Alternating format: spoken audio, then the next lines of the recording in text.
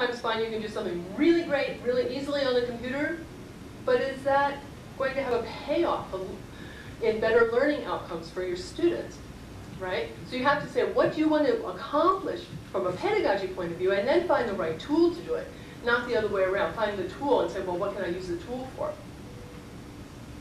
So basically what this PowerPoint picture practice is it's guided oral practice using visual cues. And built it with PowerPoint. And I really have to thank Jill Elsher and Yal Elsher and the other authors of our textbook for making this job so much easier for me. Because some things I knew I wanted to do anyway, and I just made my own things. But I always would start by looking at the drills you put in the back of each lesson. And those really saved me a lot of time coming up with the ideas. So I hope you don't mind that I actually use a lot of the same sentences in this practice. They're loosely based on the drills in the text, and I've adapted them quite a bit. Also, they're on the web. They're not copyrighted yet, or I don't have plans to publish them. I want to share them with everybody, but they're constantly being revised. So if you find something that's missing or should be improved or something, if you decide to use it, first of all, maybe I could get a little credit. I'm going to go and add my name onto each one, right? But please also be understanding in that these are not final products by any means. I primarily use this not for presentation of new material, but reinforcement of the material they've learned, okay? And so I felt accomplishing my goal of avoiding using English, rote repetition, or straight reading.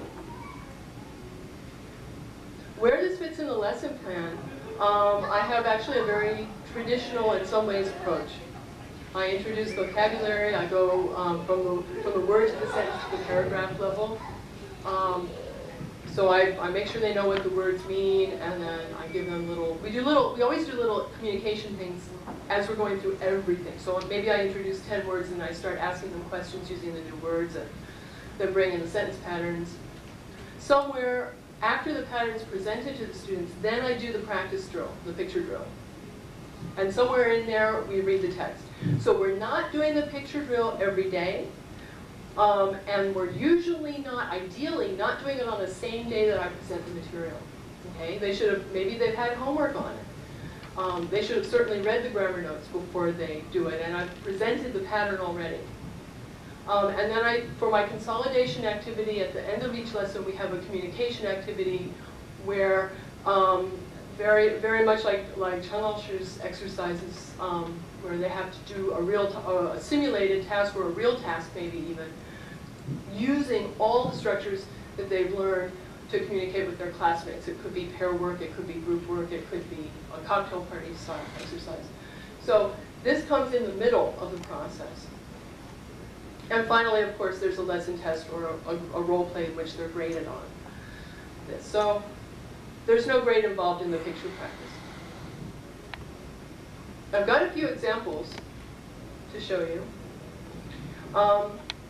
And I should say, having those nice little drills in the book, really, it doesn't take that long to make this for each lesson. It really doesn't. Once I worked out the design of what the exercise should be, then it was easy, Also, if you learn a few little tricks in PowerPoint, like copy the slide, clone the slide, and then just change the words and a different picture. So for something like lesson 2, it's a very simple lesson. So the first page would remind them of the pattern. This should not be new material to them. I explain about measure words and when you use the measure word, where it goes in the sentence. And then I usually will have the pattern at the top and a picture so that this ties together with the idea. And then we might ask questions. Like I might say, 那个人是什么人呢? 那个男孩子在做什么? So they will give me, we can have real communication in the classroom. It's still teacher-centered at this point. And we don't have any way to do it otherwise in our classrooms because of constrictions of time.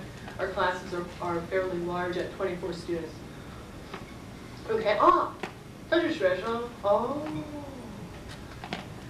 那有几个学生呢? So what I'm doing is I'm asking the students individually these questions. Sometimes I'm calling on them, sometimes I let them raise their hands, depends. Sometimes I just go down the rows. I vary it. So 我问一个学生有几个学生？一个学生，对不对？好，又一个学生。一个学生说这个。After one person has said this, then I will have the whole class say it together. So that everybody gets first the oral practice, the production, and then reinforcement through reading. So this way, the Chinese characters and the picture and the sentence pattern